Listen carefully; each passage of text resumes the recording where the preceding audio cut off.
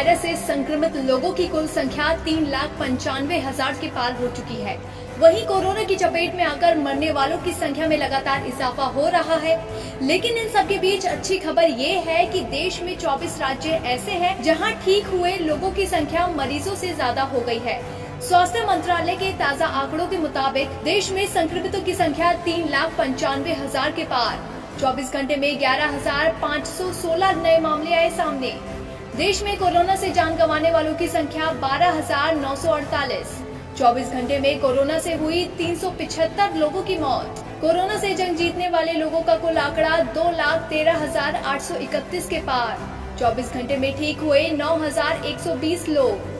देश में active case की संख्या 1,49,000 से ज्यादा। भले ही देश में लोगों के उपचार के लिए नए नए प्लान्स तैयार किए जा रहे हों, लेकिन इन सब के बीच देश की राजधानी दिल्ली से बुरी खबर आ रही है।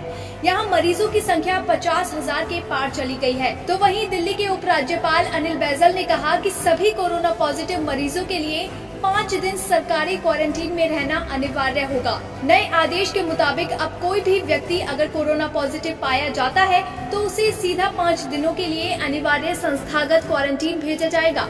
इसके बाद ही किसी व्यक्ति को होम आइसोलेशन में भेजा जाएगा। लेकिन अगर लक्षण है तो आगे उसी हिसाब से क्वारंटीन सेंटर या अस्पताल में भेजा जाएगा।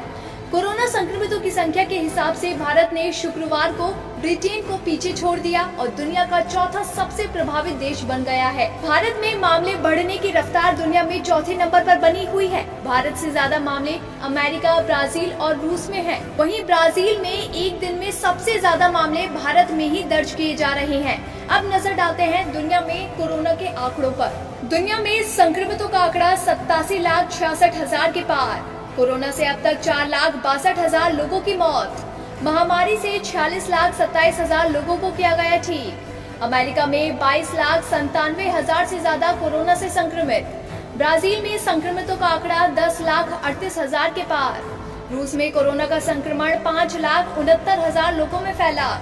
यूके में कोरोना से संक्रमितों की संख्या 3,01,000 के पार। दुनिया में संक्रमितों का आंकड़ा अब तक 87,66,000 से ज्यादा हो चुका है। वहीं ब्राजील में संक्रमितों की संख्या 10 लाख के पार हो चुकी है।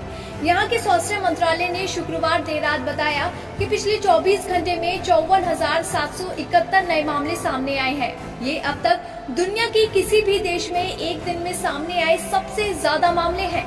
तो दूसरी ओर कोरोना वायरस को लेकर विश्व स्वास्थ्य संगठन यानी WHO ने चेतावनी दी है कि दुनिया अब एक नए और खतरनाक फेज में पहुंच गई है। WHO ने कहा कि भले ही अलग अलग देशों में महामारी का अलग अलग फेज हो, लेकिन वैश्विक स्तर पर वायरस फैलने की स्पीड में लगातार तेजी आ रही है और अब ये और भी जानलेवा है। ज्यादातर लोग अभी भी संवेदनशील हैं। इकोनॉमी खोलने के लिए तमाम देशों में दबाव बढ़ा है। WHO ने चेतावनी दी है कि सरकारों को अचानक भारी संख्या में नए मामले सामने आने के लिए तैयार रहना चाहिए।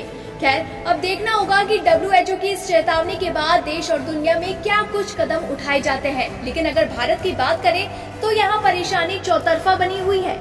एक ओर चीन की नापाक हरकत, दूसरी ओर कोरोना वायरस, तीसरी तरफ गिरती इकोनॉमी, चौथी तरफ पाक की ओर से गोलीबारी का सिलसिला और इन सब के बीच दोस्त नेपाल का यूं आंख दिखाना। अब देखना होगा कि सरकार इन सभी मुद्दों को लेकर देश को कैसे बाहर निकाल पाती है।